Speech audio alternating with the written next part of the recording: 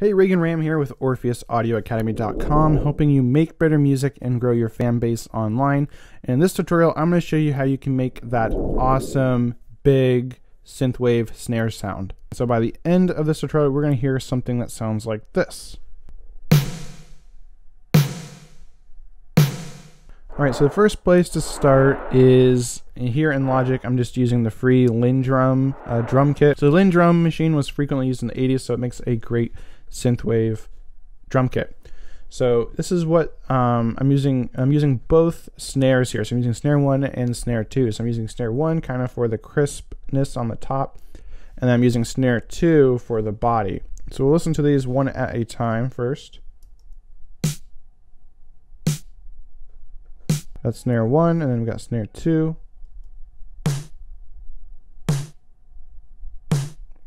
Alright, so now first off, we're going to work on editing snare 1 here. So the first thing I'm doing is just adding some basic EQ, just rolling off the end, not much to talk about here. And then I'm using the vintage EQ by Waves here, and this is also very subtle. Just cutting some of the harshness here around 7K, and then boosting at about 10, just giving it a high shelf boost so you get some of that high end, but also taking out some of the harshness just about by a half to 1 dB. And so we'll take a listen to what that sounds like now, before and after.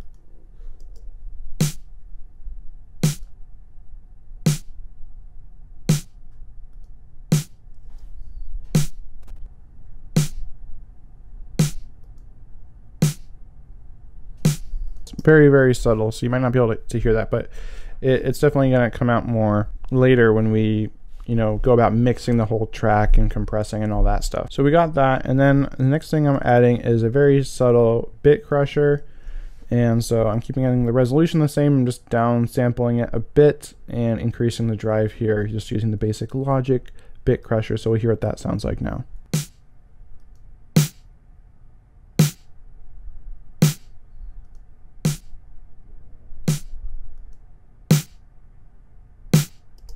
So you can see that's definitely making it a bit louder, but also adding some crispness to it. And so that is a really good sound that I like. And the last thing I'm going to add is this enveloper tool.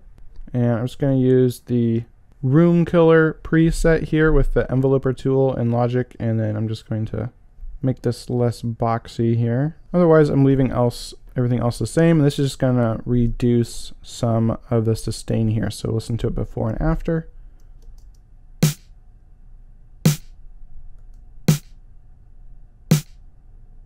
So you can hear it's very subtle, but it's kind of cutting off that tail, so it's not ringing out as much.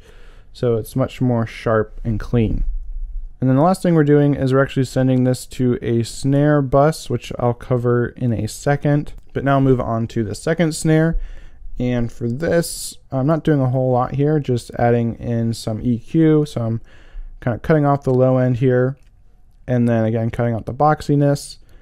And then I'm rolling off the top because we only need the body of this snare for our sound. So we'll listen to that on its own before and after.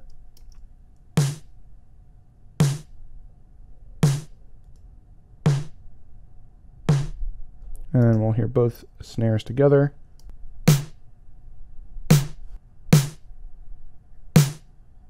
So you can hear without this EQ together, there's just like kind of almost like too much high end, a big like blast kind of on the high end.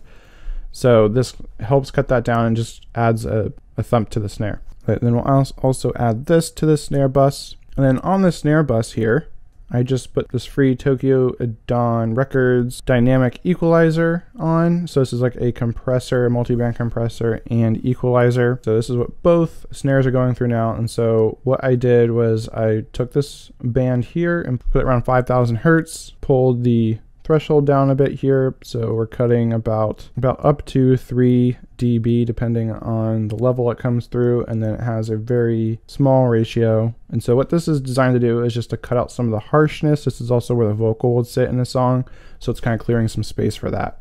And then here at about 9.5, I'm just increasing some of the brightness. So we don't want to completely mute it, we still want it to ring through. But I'm not doing any actual compression here, it's just using it as an EQ to boost. And then finally, I'm just rolling off the top here, just taking out any of that kind of high-end just really noise that we don't really need. And so we'll hear what that sounds like before and after.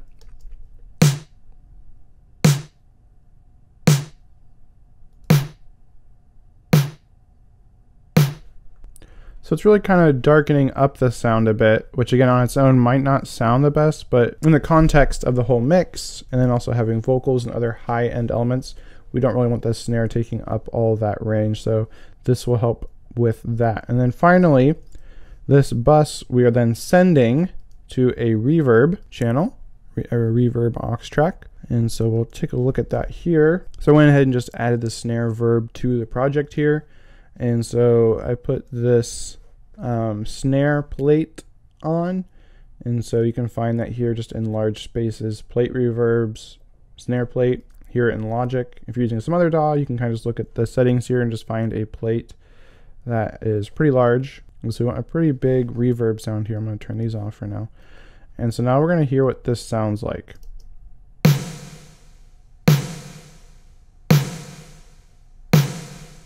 So now you got that big reverb on the snares, which was common in the 80s and synthwave, but we're going to want to cut that down with a noise gate, so you create that gated reverb sound, which was so prevalent in the 80s. First off, I just threw a little bit of an EQ on here after the reverb, just to kind of cut down on the highs there on the reverb. And then finally I'm adding a noise gate, and I'm sidechaining this to the snare bus here, so it's going to cut down on the snare reverb here. And so I've got a hold of about 110 milliseconds here and a release of about 700 milliseconds. And so this is what you're going to use to determine how long the gate is open before it closes down on your reverb. So let's hear what that sounds like now.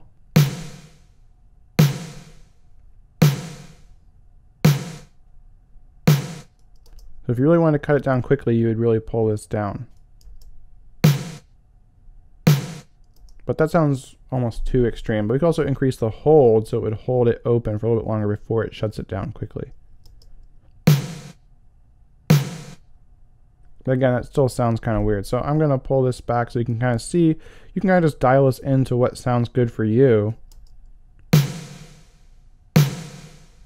That's a more gentle closing. So I kind of like it right around 500 to 700.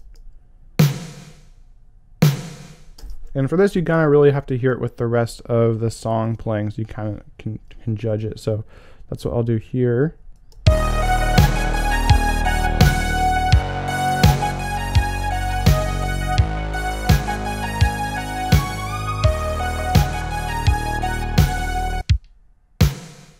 I'm already hearing that my snares are getting lost a little bit, so I'm going to just pull up the volume here a little bit.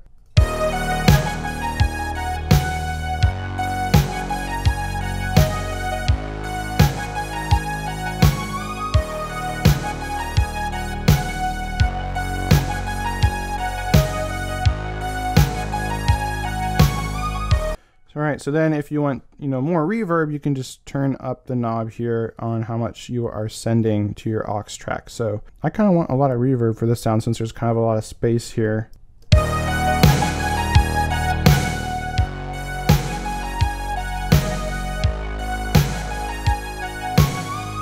Alright, and that is it for creating your synthwave snare sound. By the way, if you want more synthwave drum samples, then be sure to click in the description below to get my free synthwave drum sample pack.